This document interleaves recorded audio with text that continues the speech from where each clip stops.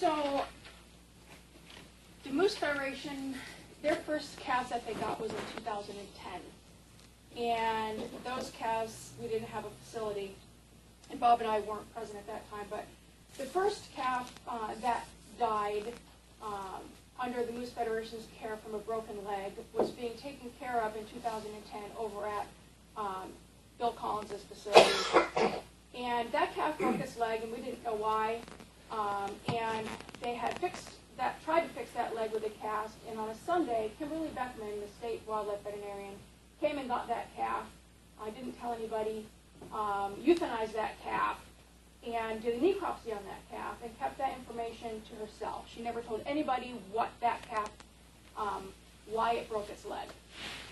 The next year, Bob and I were involved, and we had the pens out in Point McKenzie that some of you had visited.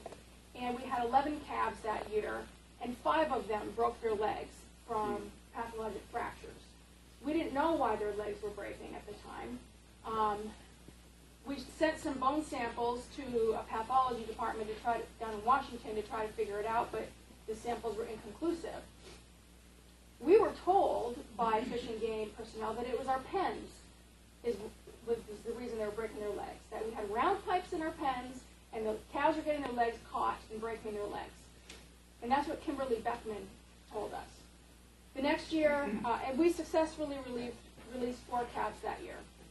The following year, we were only given 1 calf, and that calf was released in Hope. And then this year, it started again. We got 6 calves, and after a month, they started showing signs again. They were getting swollen joints, they were lame, they were thin, and Dr. Beckman came to our facility, and I asked her to look at the calves. She didn't even want to look at the calves. I said, would you look at the calves? She said, I don't need to do that. I said, would you look at the calves? So she looked at them, and I said, what do you think? And she said, they're a little thin. So Bob said, well, what about all the calves that broke their legs 2 years ago? And she said, it was your round piping in your fence. So we, at that point, knew that she wasn't being up and up with us. So we called Washington State to get some advice from them. And they said, it sounds like your calves have rickets, to give them all vitamin D. So we gave them all vitamin D injections, and everything was starting to improve. They were eating better, their joints were getting less swollen, they were moving more. But unfortunately, one went on to break his legs, both back legs broken. So we broke our permit, we violated our permit, and sent this calf to Washington State for a necropsy. Our permit stated that all dead calves had to go to Kimberly Beckman. Everything had to go to her. We weren't allowed to send them anyplace else, but we did, because we wanted an answer. And that calf came back that it had resolving rickets. So now we had an answer, why these legs were breaking. It was rickets, but it was improving. The red flag came up for us because Fish and Game then threatened us for sending that calf out of state, that we stole state property. And they threatened to put us in jail, they threatened to prosecute us.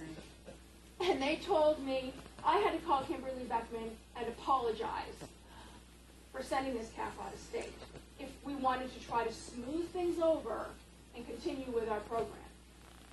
So I said, fine. So I called Kimberly Beckman, and I apologized. And I said, you know, I don't understand why you're so upset that we sent this calf away. It was a reputable facility. It was a reputable pathology department. They'll send you any information you want. And she said, Diane, you don't understand. I've been studying rickets for 5 years. I know your calves have rickets. They all have rickets. The first calf in 2010 that I confiscated had rickets. She didn't tell anybody. I said, why have I not heard about this before? And she didn't explain that. But then she went on to say, the worst day of my career was when Sarah Palin mandated these calves be saved. Because now what I do is I go out in my helicopter and I shoot healthy moose calves. That's what I do for my research. I get my helicopter and I shoot healthy moose calves. And I said, wow, okay. I don't really want to talk to her anymore, so I ended the conversation. But at that point, we knew, I don't know what her motive is, but she knew for 3 years that our calves had rickets. She had plenty of opportunities to tell us. She admitted that she knew they had rickets and did nothing about it.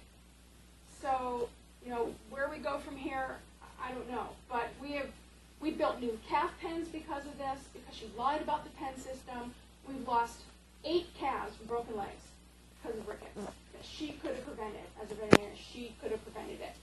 So we did a little bit more research and found out that the Moose Research Center on the Kenai Peninsula is under her care also. That's the Department of Fish and Game. Their protocol is to give vitamin D to all calves when they arrive.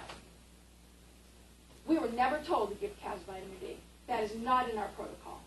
They, in fact, intentionally removed it from our protocol when we got the protocol. Because John Krause, the manager there, Yeah. said he gave that protocol to Fish and Game.